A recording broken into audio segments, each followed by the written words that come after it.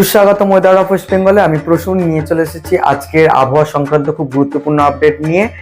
শারদীয় উৎসব ইতিমধ্যেই শুরু হয়ে গেছে সমগ্র দক্ষিণবঙ্গ এবং উত্তরবঙ্গের জেলাগুলিতে, এবং কেমন কি পরিস্থিতি কাটতে চলেছে এই বছরের দুর্গাপুজো 2025-এর আবহাওয়া পরিস্থিতি ষষ্ঠী থেকে দশমী পর্যন্ত চলুন দেখে নেওয়া যাক। সর্বশেষ মৌসুমী বায়ুর আপডেট অনুযায়ী আমরা দেখে নিচ্ছি যে দক্ষিণ পশ্চিম মৌসুমী বায়ু ঠিক কোথায় কেমন জায়গায় অবস্থান করছে। তার কারণ ইতিমধ্যেই সেপ্টেম্বর মাস চলছে। সেপ্টেম্বর মাসের এই শেষ সপ্তাহে দক্ষিণ পশ্চিম মৌসুমী বায়ু অর্থাৎ বর্ষার হাত থেকে কিন্তু দক্ষিণবঙ্গ এবং উত্তরবঙ্গবাসী কিন্তু ইতিমধ্যেই মুক্ত হতে চলছে না, মানে অর্থাৎ সেক্ষেত্রে বর্ষা কিন্তু থাকছে। সেক্ষেত্রে দেখা যাচ্ছে যে উত্তর পশ্চিম ভারত থেকে ইতিমধ্যেই বর্ষা বিদায় নিয়েছে, কিন্তু ইতিমধ্যেই বর্ষার রেখা উত্তর পশ্চিম ভারত থেকে বিদায় নিলেও কিন্তু সমগ্র পশ্চিমবঙ্গে বর্ষা রয়ে গেছে, যার প্রভাবে কিন্তু বৃষ্টিপাতের সম্ভাবনা বিক্ষিপ্তভাবে একটা থাকছে বিভিন্ন জেলাগুলিতে এই দক্ষিণ পশ্চিম মৌসুমী বায়ুর প্রভাবে।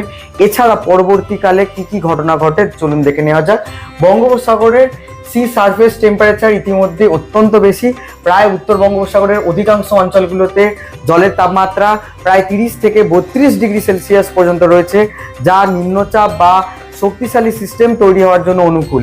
এর সাথে সাথে দেখা যাচ্ছে যে মেডেন জুলিয়ান অসিলেশন ফেজ 3 এবং অ্যাম্পলিটিউড 1, যেটা সবথেকে গুরুত্বপূর্ণ, যে এখানে মেঘপুঞ্জ তৈরি হওয়ার জন্য যে উপযুক্ত আবহাওয়া পরিস্থিতি মেডেন জুলিয়ান অসিলেশন, সেটা কিন্তু সম্পূর্ণরূপে অনুকূল থাকছে উত্তর বঙ্গোপসাগর এবং বঙ্গোপসাগরীয় এলাকায় মেঘপুঞ্জ তৈরি হওয়ার জন্য। এছাড়া তার সাথে রয়েছে নিরক্ষীয় রসবি তরঙ্গ, যা সমগ্র উত্তর বঙ্গোপসাগর এবং বঙ্গোপসাগরীয় এলাকায় নিম্নচাপ তৈরি এবং দফায় দফায় নিম্নচাপ তৈরি হওয়ার জন্য সম্পূর্ণরূপে অনুকূল আবহাওয়া পরিস্থিতিকে সাপোর্ট করছে বা নির্ধারণ করছে, যার কারণে দেখা যাচ্ছে যে সমগ্র বঙ্গোপসাগরের অধিকাংশ অঞ্চলেই এক সপ্তাহের মধ্যে পর পর নিম্নচাপ তৈরি হওয়ার সম্ভাবনা কিন্তু লক্ষ্য করা যাচ্ছে। সেই অনুযায়ী দেখে নেওয়া যাক সর্বশেষ উপগ্রহ চিত্র অনুযায়ী ইতিমধ্যে একটি ঘূর্ণাবর্ত অবস্থান করছে অন্ধ্রপ্রদেশ এবং তৎসংলগ্ন অঞ্চলের ওপর, এবং তার সাথে একটি নিম্নচাপ অক্ষরেখা বিস্তৃত হয়ে রয়েছে এবং সেটা হচ্ছে পূর্ব মধ্য বঙ্গোপসাগর পর্যন্ত। তার সাথে পূর্ব মধ্য বঙ্গোপসাগর অঞ্চলের ওপর একটি নিম্নচাপ ক্ষেত্র অর্থাৎ নিম্নচাপ অবস্থান করছে। এই নিম্নচাপের প্রভাবেই কিন্তু দেখা যাচ্ছে যে সমগ্র বঙ্গোপসাগরে গভীর সঞ্চালনশীল মেঘপুঞ্জ তৈরি হচ্ছে। এছাড়াও একটি দেখা যাচ্ছে যে পশ্চিম প্রশান্ত মহাসাগরীয় অঞ্চলের একটি অবশিষ্ট ঘূর্ণিঝড়ের অবশিষ্টাংশ সেটা কিন্তু অবস্থান করছে, যার প্রভাবেই দেখা যাচ্ছে যে সমগ্র বঙ্গোপসাগরের আবহাওয়া পরিস্থিতি কিন্তু বিশৃঙ্খল হয়ে উঠেছে। এই নিম্নচাপের প্রভাবে কিন্তু দেখা যাচ্ছে যে আগামী 24 থেকে 48 ঘন্টায় দক্ষিণবঙ্গে কিন্তু একটি বৃষ্টিপাতের সম্ভাবনা তৈরি হচ্ছে, ক্রমশ জোরালো হচ্ছে বলে মনে করা হচ্ছে। এর সাথে সাথে আমরা দেখে নিই জেলা ভিত্তিক আবহাওয়ার পূর্বাভাস।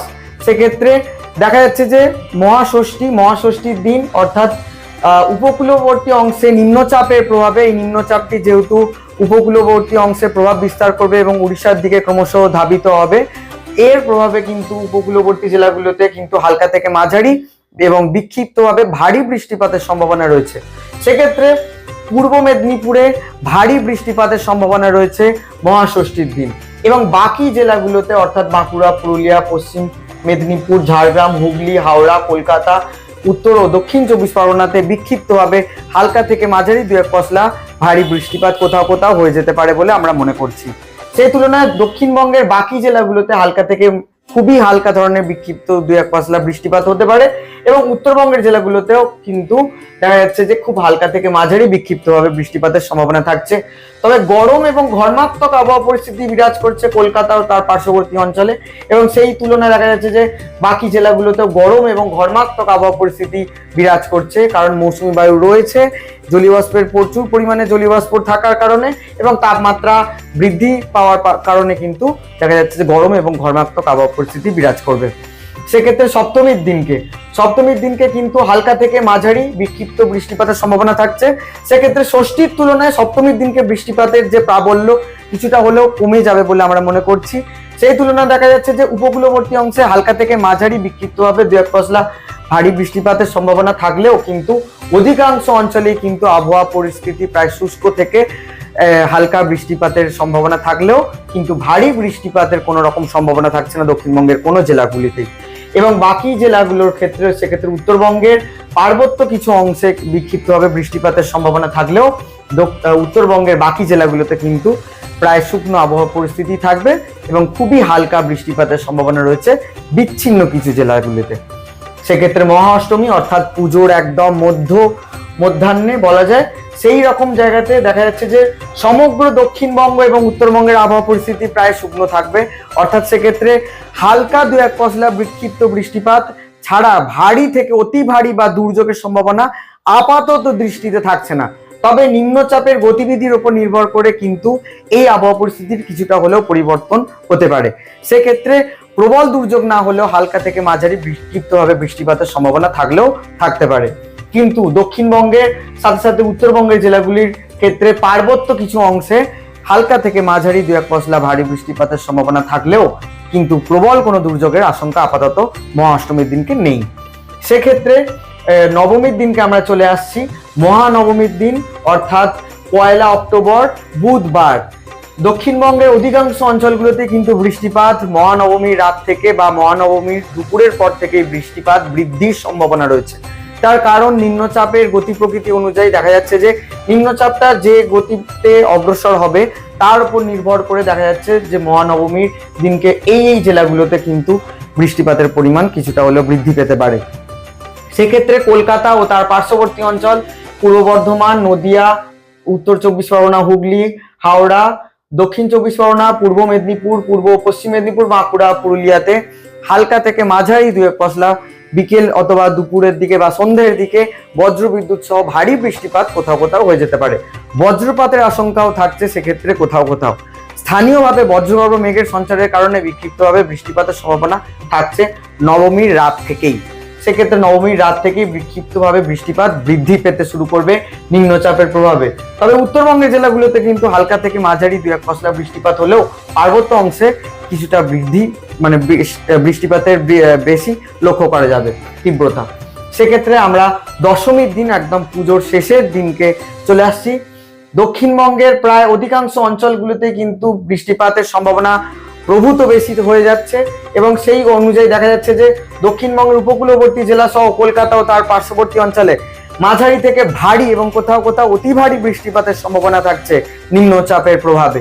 সেই তুলনায় কোথাও কোথাও বজ্রবিদ্যুৎ সহ বৃষ্টিপাতের সম্ভাবনা থাকছে এবং ঘন্টায় প্রায় 30 থেকে 40 কিলোমিটার বেগে ঝোড়ো হাওয়াও বইতে পারে উপকূলবর্তী অংশে নিম্নচাপের প্রভাবে। সেই তুলনায় দেখা যাচ্ছে যে সর্বোচ্চ এবং সর্বনিম্ন তাপমাত্রা কিছুটা কম থাকবে বৃষ্টিপাতের কারণে। সেই তুলনায় দক্ষিণবঙ্গের বাকি জেলাগুলোতে হালকা থেকে মাঝারি এবং বৃষ্টিপাত কিছুটা হলেও বৃদ্ধি পাবে। সেক্ষেত্রে সমগ্র উত্তরবঙ্গের জেলাগুলিতেও কিন্তু বৃষ্টিপাত বৃদ্ধি পাওয়ার সম্ভাবনা দেখা যাচ্ছে নিম্নচাপের প্রভাবে। সেক্ষেত্রে পুজোর শেষ অংশে কিন্তু নিম্নচাপের দ্বারা গুরুতরভাবে প্রভাবিত হতে পারে বলে আমরা মনে করছি। সেক্ষেত্রে দশমীর পর থেকে একাদশী এবং দ্বাদশী থেকে আরো বৃষ্টিপাত বৃদ্ধি পাবে সমগ্র দক্ষিণবঙ্গের জেলাগুলোতে। সেক্ষেত্রে কলকাতা ও তার পার্শ্ববর্তী অঞ্চলের আবহাওয়ার পূর্বাভাসে আমরা চলুন দেখে নিই যে কেমন আবহাওয়া পরিস্থিতি থাকতে চলেছে পুজোর দিনগুলোতে। পুজোর দিনগুলোতে পঞ্চমী থেকে ষষ্ঠী এই দুটো দিন কিন্তু নিম্নচাপ এবং ঘূর্ণাবর্তের প্রভাবে বিক্ষিপ্তভাবে বজ্রবিদ্যুৎ সহ বৃষ্টিপাতের সম্ভাবনা থাকছে। কোথাও কোথাও হালকা থেকে মাঝারি বিক্ষিপ্তভাবে বজ্রবিদ্যুৎ সহ বৃষ্টিপাতের সম্ভাবনা থাকছে পঞ্চমী এবং ষষ্ঠী। সেক্ষেত্রে সর্বোচ্চ তাপমাত্রা 29 থেকে 26 ডিগ্রি সেলসিয়াস এবং 29 থেকে 25 ডিগ্রি সেলসিয়াস যথাক্রমে লক্ষ্য করা যাবে। গরম এবং আর্দ্রতাজনিত অস্বস্তিকর আবহাওয়া পরিস্থিতি বিরাজ করবে। তার সাথে সাথে দেখা যাচ্ছে সপ্তমী থেকে আবহাওয়া পরিস্থিতির কিছুটা উন্নতি হতে পারে। অষ্টমীর দিনকে প্রায় রৌদ্রোজ্জ্বল থাকার সম্ভাবনা বেশি রয়েছে। সেই তুলনায় দেখা যাচ্ছে যে সপ্তমী এবং অষ্টমী আকাশ আংশিক মেঘাচ্ছন্ন থাকবে এবং তার সাথে বিকেল অথবা দুপুরের দিকে হালকা দু এক পশলা বৃষ্টিপাত হলেও হয়ে যেতে পারে। সেক্ষেত্রে ভারী দুর্যোগের সম্ভাবনা আপাতত থাকছে না সপ্তমী এবং অষ্টমী। নবমীর বিকেল থেকে কিন্তু বৃষ্টিপাতের সম্ভাবনা কিন্তু বৃদ্ধি পেতে পারে বলে আমরা মনে করছি এবং সেক্ষেত্রে নবমী থেকে বৃষ্টিপাত বৃদ্ধি পাওয়ার সম্ভাবনা রয়েছে এবং তার সাথে দশমীর দিনকে অর্থাৎ পুজোর একদম শেষের দিনকে বজ্রবিদ্যুৎ সহ ভারী বৃষ্টিপাতের সম্ভাবনা থাকছে কলকাতা ও তার পার্শ্ববর্তী অঞ্চলে। সেক্ষেত্রে পুজোর একদম শেষের দিকে কিন্তু বৃষ্টিপাত কিন্তু বাদ সারতে পারে এই পুজোর উৎসবের মরশুমগুলোর দিনগুলোতে। সেক্ষেত্রে দেখা যাচ্ছে যে প্রধান যে দিনগুলো অর্থাৎ সেক্ষেত্রে ষষ্ঠীর পর থেকে সপ্তমী, অষ্টমী এবং নবমী প্রায় আবহাওয়া পরিস্থিতি শান্ত থাকার সম্ভাবনা রয়েছে অধিকাংশ সময়, কিন্তু স্থান বিশেষে কিন্তু বিক্ষিপ্তভাবে কোথাও কোথাও বজ্রগর্ভ মেঘের সঞ্চারের কারণে বৃষ্টিপাত হতে পারে। সেক্ষেত্রে পুজোর আগেটাতে সেক্ষেত্রে চতুর্থী এবং পঞ্চমীর দিকটাতেও করে কিন্তু কোথাও কোথাও কলকাতার কোথাও কোথাও ক্লাউড ব্লাস্টিং রেনফল মানে অর্থাৎ মেঘ ভাঙা বৃষ্টিপাতের সম্ভাবনা কোথাও কোথাও সম্ভাবনা থেকেই যাচ্ছে। সেই তুলনায় দেখা যাচ্ছে যে পঞ্চমী এবং ষষ্ঠী বজ্রপাতের সম্ভাবনাও প্রবল থাকছে। আবহাওয়া সংক্রান্ত আরো তথ্য পেতে নজর রাখুন ওয়েদার অফ ওয়েস্ট বেঙ্গলের ফেসবুক পেজে এবং সাবস্ক্রাইব করুন আমাদের ইউটিউব চ্যানেলকে। শারদীয়া প্রীতি এবং শুভেচ্ছা অভিনন্দন জানিয়ে আজকের ওয়েদার অফ ওয়েস্ট বেঙ্গলের আবহাওয়ার এই পূর্বাভাস আমরা শেষ করছি। শারদীয়ার আরো আবহাওয়ার আপডেট এবং নাউকাস্ট পেতে নজর রাখুন আমাদের ফেসবুক পেজে। নমস্কার।